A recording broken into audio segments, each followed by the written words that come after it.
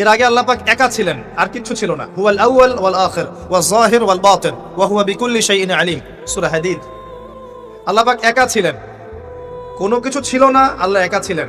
আবার কোনো কিছু যখন থাকবে না, আল্লাহ একা থাকবেন। কুল্লু মান আলাইহা ফান ওয়া ইয়াবকা ওয়াজহু রাব্বিকা যুল জালালি ওয়াল ইকরাম। এই বিষয়ে কোনো দ্বিমত আছে? এরপরে আল্লাহ পাক সৃষ্টি করেছেন আরশে আজিম। কি সৃষ্টি করেছেন?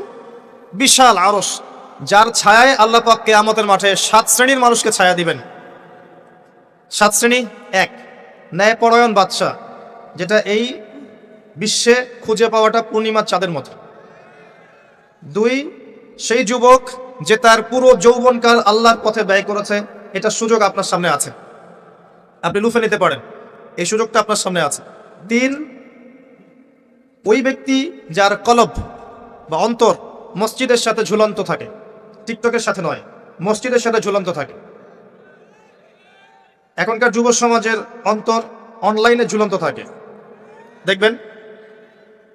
4, ওই দুই ব্যক্তি, যেই দুই ব্যক্তি পরস্পরকে শুধুমাত্র আল্লাহর জন্য ভালোবাসে। এখানে বয়ফ্রেন্ড গার্লফ্রেন্ড সম্পর্ক বোঝানো হয়নি।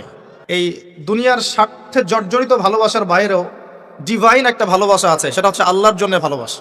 আর যখন আপনি কাউকে আল্লাহর জন্য ভালোবাসবেন, তখন আপনি কষ্ট পাবেন না ইনশাআল্লাহ। যখন আপনি ভালোবাসার মানুষের কাছে কিছু প্রত্যাশা করবেন, তখন আপনি কষ্ট পাবেন পদে পদে। আল্লাহর জন্য ভালোবাসেন মানুষকে, আপনি কষ্ট পাবেন না ইনশাআল্লাহ। দুই ব্যক্তি যারা পরস্পরকে আল্লাহর জন্য ভালোবাসে, আরো সে ছায়া ছায়া পাবে।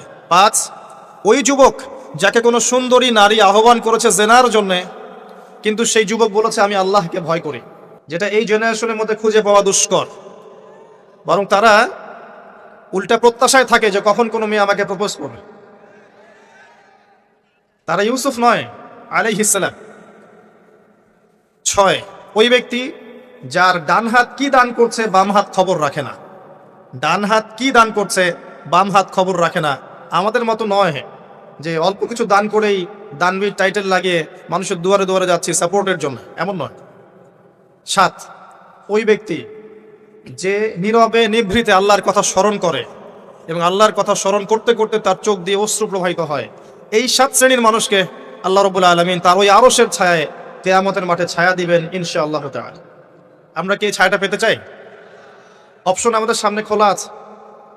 আমরা কিন্তু ওই যুবক হতে পারি, ওই দুই ব্যক্তি হতে পারি, ওই ব্যক্তি হতে পারি যে মসজিদের সাথে সম্পর্ক রাখে, গোপনে দান করতে পারি, রাতে নিভৃত আল্লাহর জন্য কাঁদতেও পারি না? সব সুযোগ আমাদের সামনে আছে। আল্লাহ চাইলে আপনি ন্যায়পরায়ণ বাদশাও হতে পারবেন ইনশাআল্লাহ, যদি আল্লাহ আপনার তাকদিরে লিখে রাখেন। এটাও সম্ভব।